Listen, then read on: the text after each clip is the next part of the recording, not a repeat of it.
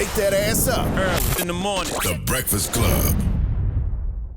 Morning, everybody. It's DJ Envy, Angela Yee, Charlamagne the Guy. We are the Breakfast Club. We got a special guest in the building. Yes, indeed. Capo Jim Jones. What's up with my guys? What's up? New mixtape out right now, the Gangsta Grillz. Right now. We set the trends. DJ Drama Jim Jones. Shouts to Drama.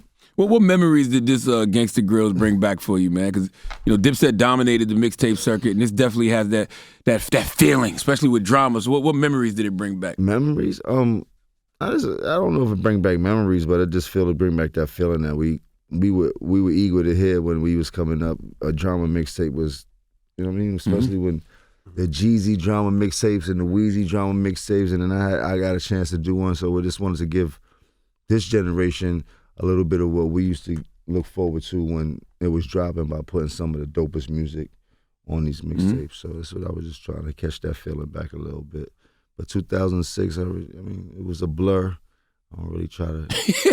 So even when y'all put out like the Dipset Volume 1 and 2s and 3s, that's what I was talking about. That's different. The Dipset mixtapes, we broke ground with that. Like we started something new out here when we were creating whole mixtapes with original music. They were actually albums back then, but we didn't know how to skip the labels and put them out as fast as we wanted to. But those were the perfect tools that we would use to market and promote our albums that were coming out. But we seen people make millions off of the mixtapes in the streets. That was back then. My man Brazzy used to do like $100,000 in 2 days off of Dipset mixtapes right on 145th Street. Man, it was $10 a mixtape. They was going through them.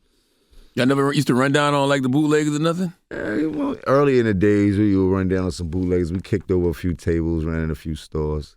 Regular. Yeah. Now, last time you were up here, we were talking about your era. We were saying that we were surprised that no label has hired you as an A&R or an executive. Not yet. Still not yet. Hello. Still not yet. Still not yet. But I took it upon myself to start working in my own favor, and that's what I did with the Gangsta Grillz. I put some of the dopest up and coming talent that have buzz or should have a buzz on this project, and I kind of just was featured on the whole project, like 80% of the project. I let everybody lead the way, pick their own energy, just like you see on the Migos record. That was Takeoff, like put up a beat. He's like, nah, load that up. Let me get busy. And he just went crazy on the record. I just had to follow the flow. You know what I mean? So that was just you showing people, look, man, I got the best day out here. Let me show y'all who's like next. Yeah, exactly. And then I put a lot of up and coming New York artists on there, but we kind of encompass every sound of music, every sound of rap music that's in the game right now, from West Coast music to Midwest music, South music, of course, New York music. We got some of the illest people. We got Icewear Vezo and Peasy from Detroit. Yeah, we got Filthy Rich from the West Coast. We got the Ross Swiss, Connie Diamonds, OP, Dusty Locane, Ditta, Dice Peso, King Street, Yellow Tape, Pap Chanel. She from Atlanta, but there's just so much young artists, and I always wanted to do a project like this, but didn't know how to kind of get it in. And Peso was like, yo, I think it's time for you to do a drama. You got a drama number? You should hit him, see if you want. I hit Drama. Immediately when he said that, it made all the sense, and Drama was like, run it. It's like, all right. That's dope. You got a record with your workout crew. Jim Jones, FitLit, shout out to the guys. Main old Fab. Definitely. I ain't see Fab with you in a couple of days though. Nah, I ain't gonna front. I got receipts in my phone. I forgot to post one, and then when I leave here, I'm gonna go meet him at the gym. And so Fab sometimes fashionably late, but he definitely wants to do it. He shows up and gets his work in and things like that. So that's all I can ask. I'm hype actually. We started FitLit. It's a fitness initiative with we're going to give you a different experience in the gym. I own a gym in New Jersey, Iron Rain Fitness, so we're about to get a little renovation, but it's called FitLit. We're going to change your experience to come into the gym feeling like you're working out, to come in the gym and feel like you just went to a party and all things. And so, Envy, I don't know how much you charge the book, but we might have to come and book you to do the DJ. We're going to have hosts. We're going to have some live performances. Mm-hmm. Your bottle of water might have sparkles on it. We're going to give you a feel. You know what I mean? So we're going to change the perception of what it is to feel like to come to a gym. Boot camp classes, spin classes. We got all the pull-up bars. So we do a calisthenic class for all the guys that like to do pull-ups and start to do it once a week. So right now, I got the guys on an 8-week program, or we got ourselves on an 8-week program just to get them acclimated and Mano and them reacclimated to the gym. Dave East is young, so I'll kind of let him do it. You dig? It's different. He don't understand what it takes to wake up every day. Yeah. But it's good though. Everybody's adamant about what we're doing, so we about to bring something new to the game. I literally just I was talking the whole vein. I said, why doesn't Jim Jones open up a gym called Jim Jones? Everybody that's jonesing for the gym, you know what I mean? Like you should make it a thing. I think somebody got that name trademark and all that. Actually, that's why I didn't do it. Somebody else, but. We still in the. I got my first gym, so in the midst of getting all the right equipment for it, so people start doing the memberships and stuff like that. So dope. Looking pretty good. This is fitness is one of the areas that our culture have not capitalized on yet, and it's a multi-billion-dollar business that uses music all day. Nobody works out without music. You know what I mean? So the parentheses for that record is Betty White. Why is that? Why is it? So the day that Betty White had passed is the same day Chrissy's white Porsche had got delivered, and we was named it Betty White. So oh wow. That's how I started my rhyme off. So it was like we was gonna name it Betty White. They was like put FitLit in front to push our initiative. And then, okay. That's some rich nigga shit there, boy. Absolutely. I want to ask you about. It was lightly. But since we talking, ask him how many miles of Ferrari she had on it. That Ferrari ain't never leave the garage. Word. It's the same thing with this one, about to be stuck in the garage. Like I don't understand, but when she rides it, she rides it. Now I was gonna ask you, your engineer. Something happened with your engineer, and you had to give him CPR. Oh, my photographer, my man Flea. What happened with that? She Miami cooling out and. I don't know, man. Just turns around and somebody screaming my name. My man Flea was not doing too good. He wasn't responding. He was incoherent. So everybody knew you knew CPR? Why would they call your name? Why didn't they call Yo, bro, for the life of me, I don't know why. That's why I keep saying that. I was like, God, that's why I be like, it's a God. Because it's only got to be, that got to happen in that sequence for God to put his hands on me and I put my hands on him. Because they didn't run to the ambulance. None of it. They called the ambulance after they called me. And I was like, call the ambulance. Like, what are we doing here? Like, yo, but God bless. Something happened that I jumped into action. Dig? Like, when did you learn CPR? Like when I was like 12. For my sister, she has a rare heart disease, a rare heart condition, not a disease, a rare heart condition that she has since she was a baby. She was a miracle baby. They didn't expect her to last at all since birth. She's 30-some years old now. She's my miracle woman and my superwoman. So our whole family had to learn CPR just in case when she got home, if anything happened, we would be able to help her out and things like that. And hey.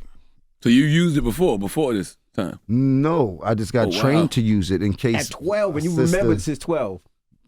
It's really not that hard. Like I was telling, like it's like, and he's like riding a bike. It's real simple once you know it. It's not like rocket science. No, I didn't have to give mouth-to-mouth resuscitation. I was going to ask, did you say pause before? I thought he was going to come and get that out there early. Nah, and he said that to me earlier, and I said, ask him. Hey, no mouth involved, you heard? Did he say pause first? I think he might have not made it if I had to give mouth to mouth. No, Jim, come on, man. Jimmy like, nah, B. Man, people die every day, B.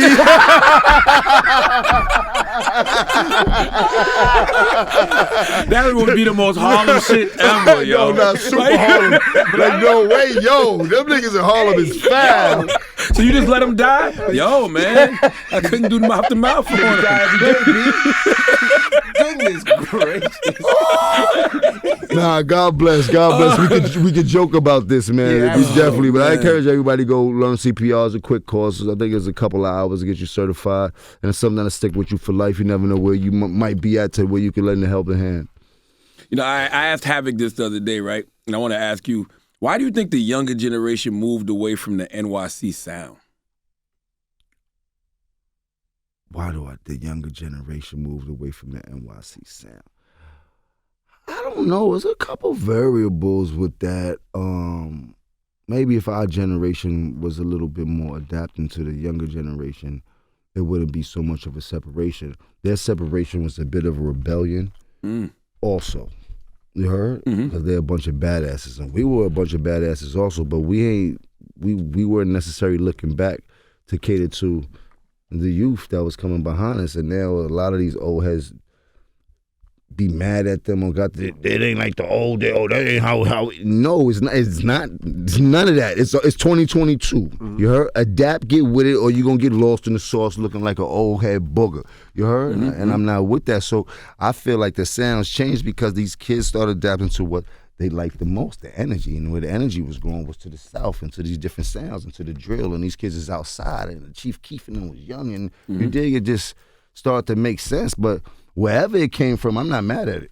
But y'all touched it early too, though. Exactly. Yeah, we would the always sound. into different sounds. You always into different sounds. You know what I mean? That was how Dipset kind of got his universal name because we mixed with everybody around the country when it came to the music. But this sound now is just deliberate for New York. Like they put a little bit of that drill, but now it's kind of expanding as you've seen them starting to mix the drill with actual rap beats and so it's.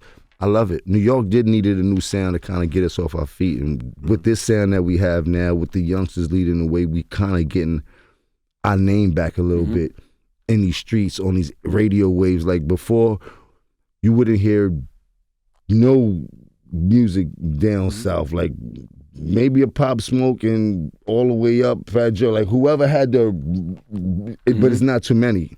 Now you start to hear that New York sound in these clubs down south, that drill sound in these clubs down south. You see it on the gram from, like, so you got to tip a hat to these youngsters. They figured out how to get us back in the game. Can it ever be back, though, if it's drill? Because drill is a Chicago thing. I mean, I don't think it's a necessarily, it is a Chicago thing. It started in Chicago, but we kind of coined it and put our own spin on it, where it's now a New York drill thing. You dig? And not taking nothing away from Chicago. They gave us that inspiration that we needed to kind of get our own sound in the midst of what they did. And now it's translating into numbers. Kids are getting rich, signing $1 million deals, all from New York, which wasn't happening a few years ago. It was dry. All the labels is here, and they was not signing no artists from New York. None of the radio stations were playing no artists from New York. The countdowns didn't have no artists from New York on it. You know what I mean? Now all the countdowns got some artists from New York on it, like, and it feels good because I'll be watching the radio, like, and listening to it.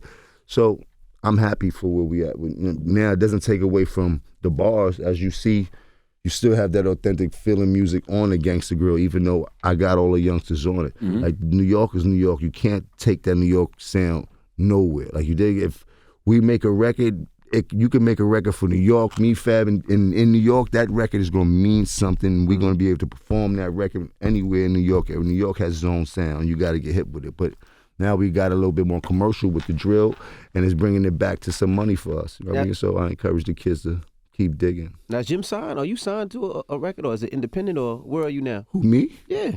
I'm signed to a distribution deal at Empire Records. Shout out to Gazi, man. Empire. So this is on Empire. This is on Empire. Yes, it's on Empire through my label. Actually, so I have a distribution situation through Empire where I got like full autonomy to do whatever I need to do and things like that. So this is one of the first projects. And now you're also known for having artists, dope artists, amazing artists. Who do you have signed now, if anybody? Signed? I got a slew of artists. So like I said, I got a distribution deal. So we probably upwards of putting out like 100 releases on distribution label I have, and then I have artists. Damn, 100? It's a distribution label. Yeah, following Gazi's mode, the same as Distro Kid and all these other things. The difference is these kids have access to call and ask for advice and help them figure things out. And if they have some money to spend on their own self, then we can show them where to spend that money at and not getting taken advantage of, and show you how to make that money work for yourself to actually give you a fair chance at success. And if you can help, if we can help you create a buzz, and I can get you a bag after you got the buzz. Right. You know what I mean? It's a process to this thing, so that's all I'm doing. But then there are some artists that are special to me that I'm fighting to get them deals and fighting to get them placements and fight. You know what I mean? So there's a lot of different variables. But shout out to Dice Peso from the BX. One of the hardest workers that I've seen coming out of New York in a long time. He's relentless with it. Very smart. Has helped me out tremendously in the past year and a half, both with my music and helping me getting things together with the label and helping me with the artists and stuff like that. Very dope. Shouts to my cousin Did It that just came home. very talented kid. They cheated him, took him from high school, had to do 6 years, ended up walking out the courtroom, being trial, and incredible musician. But we got Yellow Tape, we got Nux, we got Keen Streets, Sala. It's a lot. It's a lot of artists we deal with. What do you tell these young artists, man, especially when it comes to the streets? Because these little niggas be wilding out here. It seems like 10 times worse. So even making an investment in them, it's like it's risky because you just don't know what could happen. It is very risky.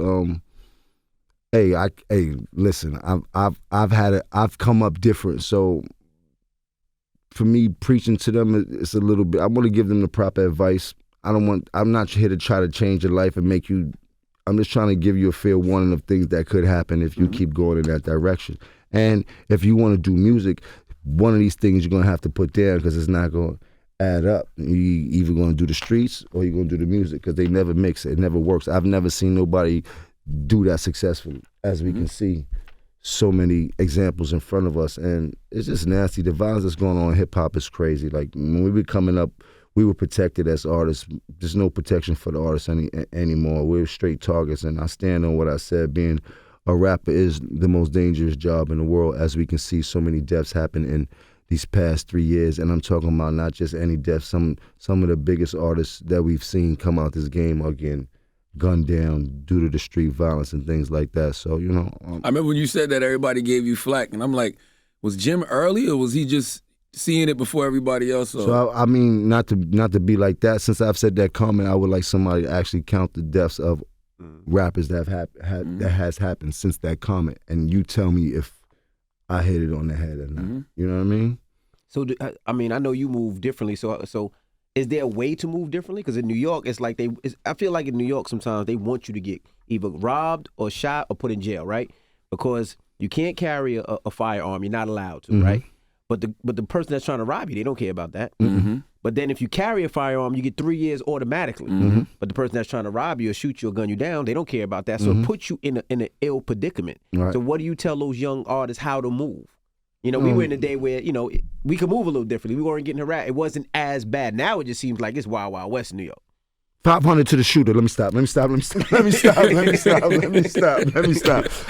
Now, as a way to move, you got to move tactical out here. I mean, for those who don't have the proper finances to actually afford the proper security and move the way. But most artists don't. They coming up. They don't have the money to pay a security guard. And so this is honestly what I tell you. Dig?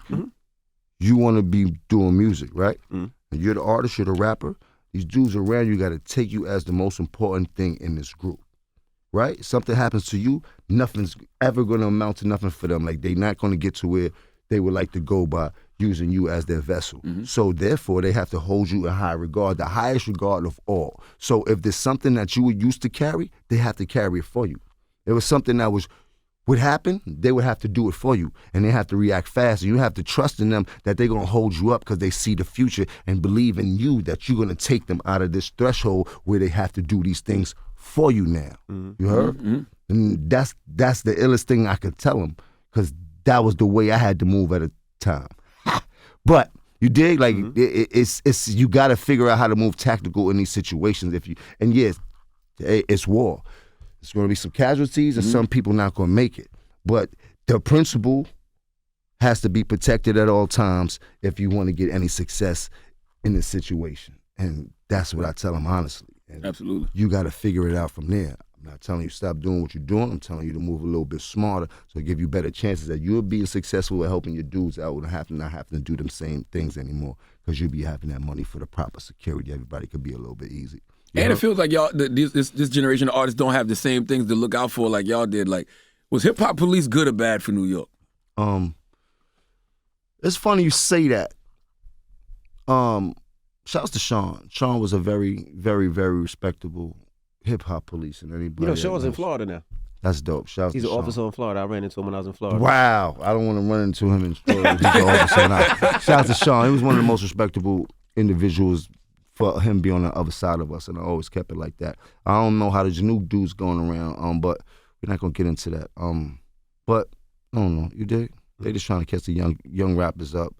Any young rappers out there Watch the rap police. They're not your friends. They're going to make it seem like they some type of security here for you. They not. They're here to catch you slipping. The moments they catch you with a firearm, they're going to do it to you, dig? So if I was you, do not get caught with a firearm. That's all they want. They don't care about anything else remotely.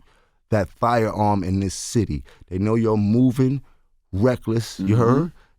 Tactical, like you'll say it, sturdy, you dig? But the sturdy part is to not get caught by them boys, because if they catch you with a gun, they're going to roof you.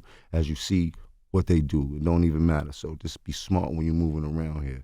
If you're the artist, don't be in the car with the hammer. You heard? If your artist, don't have the hammer directly behind you in the car and back of you. You heard? Be a little, move smart. So we gonna say about that. Is there still a hip hop police? Yeah. Yes. Oh, okay. Now Okay. we gotta ask. You were out in Florida. You were eating at Prime allegedly. Allegedly there was an incident. That's kind of crazy. Right after the police question, Jim. I think you need to. That's kind of crazy. It's cold in here. I said it allegedly. You know, they were allegedly that you and Freddie Gibbs got into a little tussling. Hat, it's cold in here? Huh? You got the AC on? Nah, I mean, I don't tussle, baby. You heard me. Nah, I don't know what they talking about, man. You know, rumors fly. That's it. Listen, how important was the Dipset and Lox versus? Very important. Super, super important for the culture. That was a historic moment in hip-hop. Sometimes I like to downplay it because I didn't like how Jada came out there. I want all smoke with Jada. Let me stop. But nah, it was the one of the dopest events hip-hop has seen. It felt like BDP days back in the days when they used to rock him and Big Daddy Kane coming in the battle in some of these spots, and like it felt like video music boxing that joint. They just felt like high octane, the most dysfunctional level with love that you could ever get to. The thinnest threshold between the line of discretion. Like, yo, it's like how close can you get to that line of discretion without crossing it? Like, you know what I mean? Like, but it was dope. You dig? So I tip my hat to everybody, all parties included. Shouts to Swiss, shouts to Timberland, Triller for putting on such a dope event. Did y'all prepare? Because it seemed like the Lox, they were practicing, they were preparing. Did the Dipset really prepare? Because y'all didn't seem like y'all were in unison. Now, you said that right. Because we weren't in unison, don't mean that we didn't prepare. You heard? Things happen. You might fuck up the nucleus and things like that, but shit happens. You heard? Shout out to Lox for being prepared. Shout out to Jada for definitely coming in as a sportsman, as he is. He been kicking ass on verses all year. I gotta tip my hat to him. If you had to do it over, how would you do it? If I had to do it over, how would I do it? I wouldn't. It's a lot of, like, it was a Dipset versus Lox, so that's how I kept it. Like you did, like it was Dipset versus Lox. It wasn't Jim Jones versus Lox. You know what I mean? Like we all got different ways we would do it. Now, if it was a Jim Jones versus somebody in New York City, might go way different. Now we're gonna ask too with Dipset. You know, we see the Lox do albums and projects, and now it seems like the members of Dipset, everybody's cool. So will we be getting a new album, a new situation? Oh, I don't know. I don't know when that would happen, but I see Cam dibbling and dabbling back in the music. It feels like you're the only hungry one, Jim, when it comes to music. I'm hungry, period, when it comes to money. Music makes money, I'm into it. You heard? Nah, but music, besides that, like both Diddy and Hov told me these things, and that's why I was like, they both said, nigga, music fuels everything. Get back to the music. All this brilliant, smart you is, and all these business, he's like, all these things are gonna work in your favor as soon as you get another hit. You heard? And I just been digging and not trying to be being consistent. Person told me not too long ago, which was the advice I've been following all my life, was when you can't stay motivated, stay consistent, and that's what I've been doing for years. We set the trends as a record. I mean, I want to make sure he puts the right thing behind it, because that's the record. Yeah, I got Gazi. That's the record. Gazi texted me like 4 a.m. Well, Cali time is different. Just to tell me that, like, yo, I'm putting everything on this record.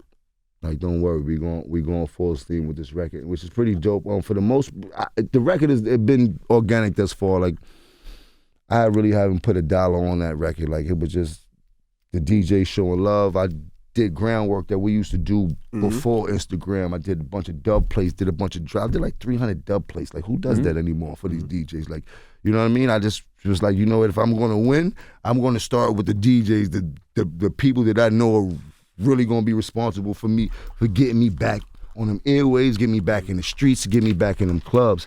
And at work, I had a decent record. And I was telling somebody the other day, like, because, you know, they always ask, yo, ain't Envy your man? Yo, ain't Dutch your man? Yo, why they don't be playing? I'm like, listen, there's almost but so much they could do if you don't give them the right work, you heard? It's like any block, bro. If you got a bomb, the work gonna sell itself, you heard? Like, if you don't got a bomb, you got to step on it. You got to do different things to get that work off. Cool. I got a bomb. Now we could work. I see all the DJs playing. And I love it. Like, I'm glad I you know said the game. because a lot of people think just because your man is a DJ or works at Bro, a station like, that they go play trash or just whack records. And when Jim sent me that record, I said, "What I tell you?" I said, "This is it. This is the record." And I've been on it. Yeah, but it ain't like Jim been putting out he been putting out the best music in New York for some years. But you know what we trying to say. Yeah. Like, to get this for Envy to wholeheartedly be in this building and telling people like, "You're bugging. Why's this need to?" You dig? He need that work. You know what I mean? Like, he can't go in there with a half-ass record like my man. Like, you dig? Like, nah, he won't. And I respect that. You dig? Because that's how I want to be like, oh, I got one nigga's gonna go crazy in the building for me. No matter how long I'm back though. You heard? So it feels good to hear him say that. Text me that. I was like, oh yeah. Cause he snobby. My lion? No, he's bougie as hell. What? Way bougie, bad and Bougie as a motherfucker. Light skin to the teeth, super light skin. How about calling him beige and bougie? Hell yeah. So when you get Envy, like, nah, you got one, you like, oh, yes, you did? Because then I know all the people in this industry that think like him, that in them positions like him, and thinking just like, oh, Jim got one.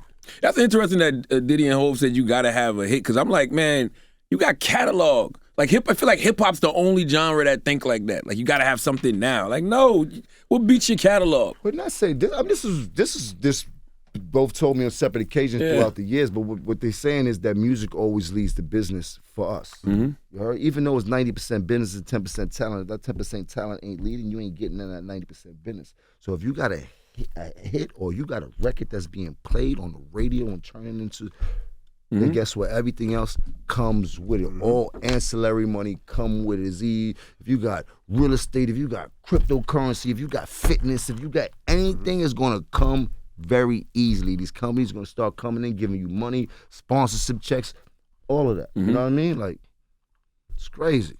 Now, I wanted to clarify. I thought this was the funniest thing when I first seen it. When the media tried to change your words, right? You was on lip service. What did they take out of context about that? It made it seem like I was tongue kissing my moms down. I was having fun, but I'd like, first of all, every black man has kissed their moms in their mouth all the time. So I don't want to. So they just took it out of, and that's what Angie was asking me. Like, no, I was not tongue kissing my moms. Like, come on, give me a goddamn break. It's the media. They take everything out of. You know what I mean? Yeah. But for the most part, I was trending and was viral all month. That helped the record. We set some more trends. You heard? I was hey. See, only reason I worry about stuff like that is because people know you, right? So it's like, these kids are disrespectful. So you might be walking and they be like, oh, yo, you did such and such to your mom. And then I don't wonder how that would. I wonder how that would. We know how that would.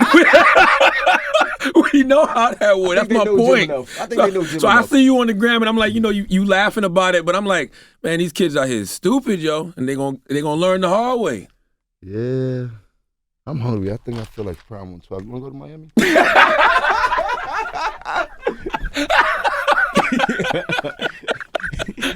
Oh my goodness.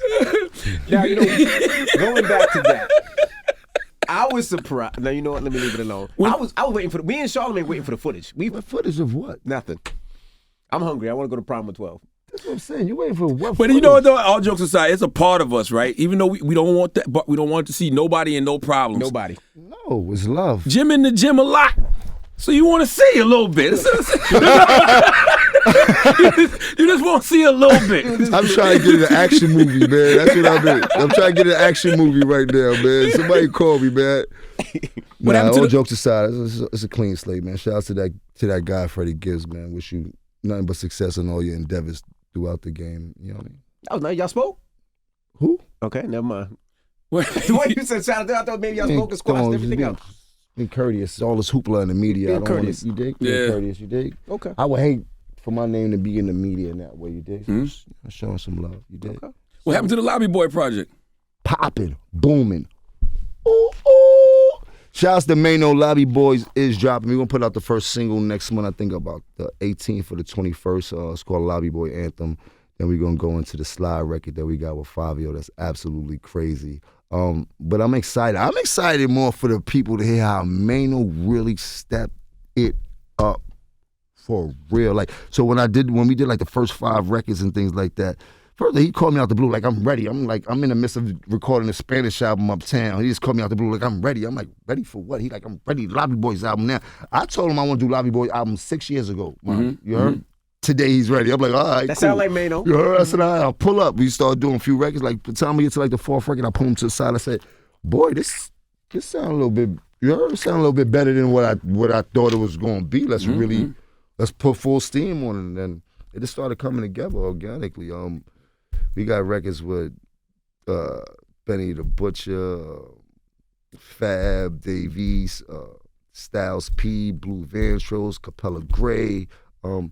It's stacked up on that joint. Now, that is real music, the music that we were talking about earlier, real New York music. So it's not going nowhere. And we got real bombs on there. Like, we got real dope records that can go anywhere we want, from the club to the street. Like, I'm hyped. I'm super hyped. Did y'all get the Jadakiss verse yet? He said to get the verse, y'all got to come see him first. Jada, we gonna have a pull-up bar inside the studio. We still waiting for you in the lobby. You heard? Styles P showed up like he does, a gentleman and a gangster. You heard? We waiting for Jada, New York City. Please DM Jada. Go all on his Instagram and go crazy because he didn't put his verse on the Lobby Boy album. Now, when he challenged me upside down looking like Batman the other day on IG, he said give him a couple of days, he'd be there that week. This is not that week anymore, Jada. This is a whole nother week. So we're patiently waiting in the lobby for this Jada 16. Now, who's worse when it comes to doing verses and getting stuff done, Jada or Fab? They both spontaneous with it. Like, I've been in the studio with Fab walking, like when we did the Clico Rich record, where I'm waiting for Fab to actually drop now. It's one of our singles we got. We in the studio, Berg, Fab walking there. He like, oh, this fire.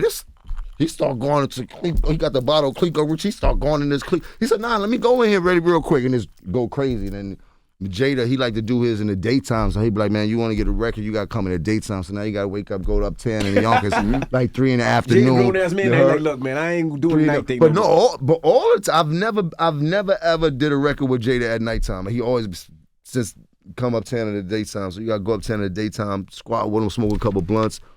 Load the beat up, let me hear that. And then he just sit down, get into his mode. But I respect people that do the music with the artist. Like, I like that. Whether I got my record done already and then you pull up to the studio and do it, like, it's dope. Something about the chemistry, something about me watching somebody else in their element make me step my game up even more. Right. You know what I mean? Because I was last for a long time, not to say it like that, because I still was learning how to find my pocket, and it was those situations, watching some of the greats and being around some. Remember, I've been in this forever. With Cam since '96. I've watched the Lox sign their deal. I've been in community room battles with Cam and a lot. Like, I've been watching and studying this craft for 20 some odd years. To maybe what the last 5-6 years, I finally found my pocket to really could say, like, I feel like I'm really a rapper and not just using rap to get my point across and stuff like that. We said it a million times. Jim has been making the best music out of New York for the past few years. And I appreciate you for always saying that.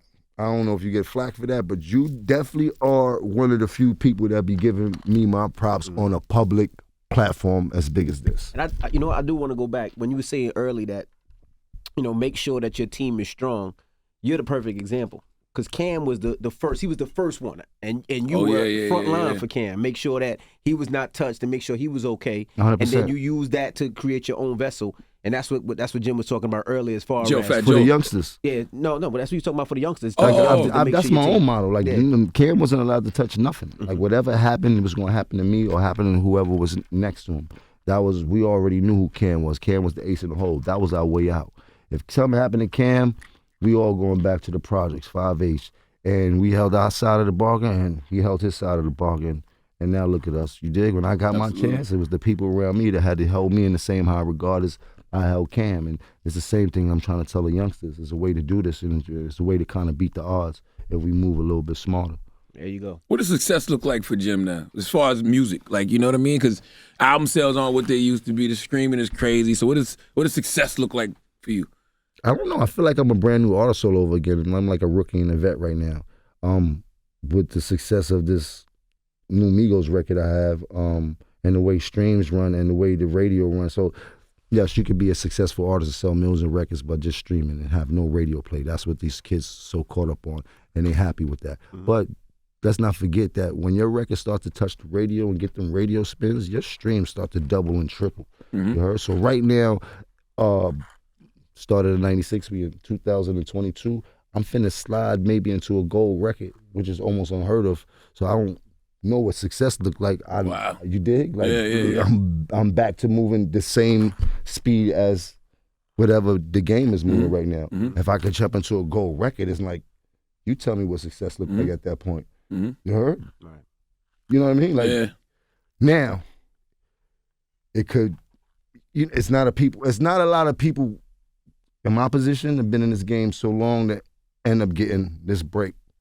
Because it's a break. It's not like I will, like, it's not like I don't, no, I've been 8 years since I've had a record in any type of rotation on the radio. Mm-hmm. I just stayed down and stayed consistent. But now you ask me what success looks like. Success looks way different today than it did yesterday. Right. So how'd Fat Joe say? Yesterday's price, not today's price. Mm-hmm. Please tell all the promoters that. Jim Jones, ladies and gentlemen, his mixtape, we call it an We album. set the trends. We set the trends. Yes. With DJ Drama. Gangsta Grillz is out right now. Make sure you stream it. Yes. And we appreciate you for joining us, I brother. appreciate y'all. New York City, you already know. Dipset for life. Vamping, not camping. I love y'all. All right, it's Jim Jones. Shouts to Melly Matrix. It's the Breakfast Club. Good morning.